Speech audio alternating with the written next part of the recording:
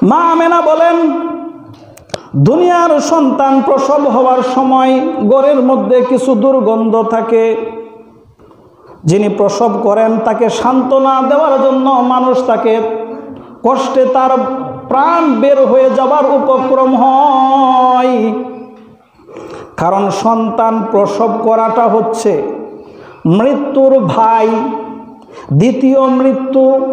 মৃত্যু যদি বড় মৃত্যু হয়, আর একটা যদি ছোট মৃত্যু দুনিয়াতে থাকতো, তাহলে সেই মৃত্যুটা হতো সন্তান প্রসব করা। মা আমেনা বলেন, আমার সন্তান প্রসব হইল, কিন্তু আমার কোনো কষ্ট হইল না। আমার সন্তান প্রসব হওয়ার সাথে সাথে এমন একটা নূর চমক দিয়ে উঠল যে আমি বসরার রাজপ্রাসাদগুলি পর্যন্ত আলোকিত দেখতে পেলাম। মা আমেনা বলেন, আমার পুরা ঘরটা সুগন্ধে সুবাসিত হয়ে গেল। দুনিয়ার শিশু ভূমিষ্ঠ হওয়ার পরে কান্নাকাটি করে চিৎকার দেয়, কিন্তু আমার সন্তান ভূমিষ্ঠ হওয়ার সাথে সাথে 2 হাত মাটিতে দিয়ে মাথা টেকিয়ে সেজদা দিল। আমার সন্তান এক মুষ্টি মাটি হাতে নিয়ে উপর দিকে তুলে ধরে এক আল্লাহর একত্ববাদের সাক্ষী দিল।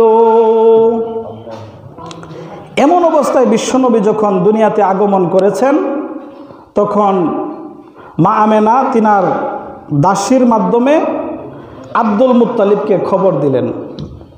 এবার আব্দুল মুত্তালিব আসলো। আসার পরে দেখে এত সুন্দর সন্তান, তাকাইলে চোখ উঠিয়ে নিতে মন চায় না, অন্যদিকে আর চোখ ফিরাইতে মন চায় না।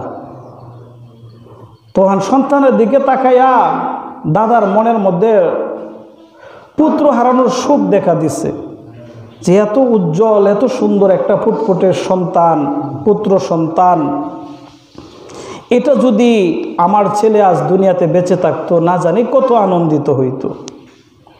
তো এমন অবস্থায় যখন তেনার মনটা একটু বিষণ্ণ হয়ে গেল, তো তিনি মা আমেনার দিকে তাকিয়ে দেখেন মা আমেনার চোখ থেকে পানি পড়তেছে। তো বলে, বৌমা, এত সুন্দর সন্তান পাইছো, তুমি কাঁদতেছো কেন? বলে, আব্বাজি, সন্তান তো পাইলাম, কিন্তু সন্তানের বাবা নাই। এতিম অবস্থায় আমার সন্তান আসছে। এত সুন্দর সন্তান যদি বাবা থাকতো, তাহলে না জানি কত আনন্দিত হইতো। আজকে এতিম হয়ে দুনিয়াতে আগমন করলো আমার সন্তান। বাবা থাকলে কত খেলনা এনে দিত, তার জন্য কত জায়গায় তাকে নিয়ে ঘুরতো। বাবা হারা এতিম অবস্থায় সে আসছে। আল্লাহ পাক রব্বুল আলামিন মা আমেনার এই কথাগুলির জন্য সান্ত্বনা দেন।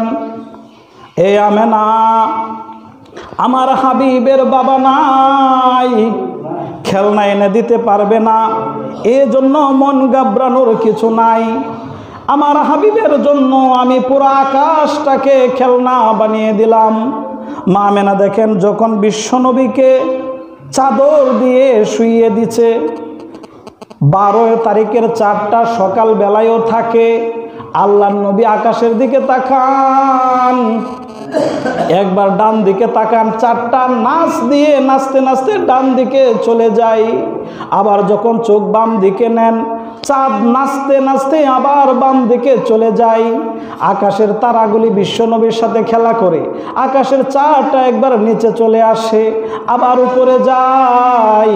বিশ্বনবীর খেলনার অভাব হয় না।